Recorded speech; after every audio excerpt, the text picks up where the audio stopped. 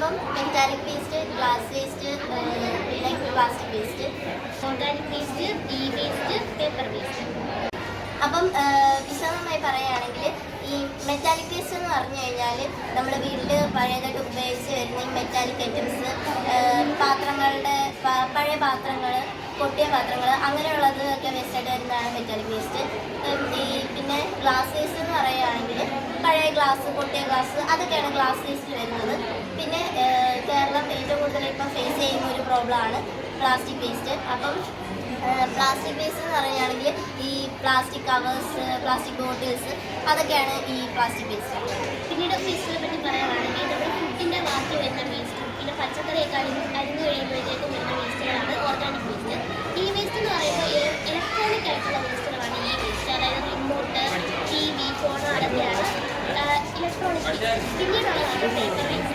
Paper waste എന്ന് പറയുമ്പോഴത്തേക്കും ഇവിടെ ന്യൂസ് പേപ്പേഴ്സ്, ബുക്ക്, അതേപോലത്തെ പേപ്പറായിട്ടുള്ള ടൈപ്പ് സാധനങ്ങളാണ് പേപ്പർ വേസ്റ്റ് എന്ന് പറയുന്നത്.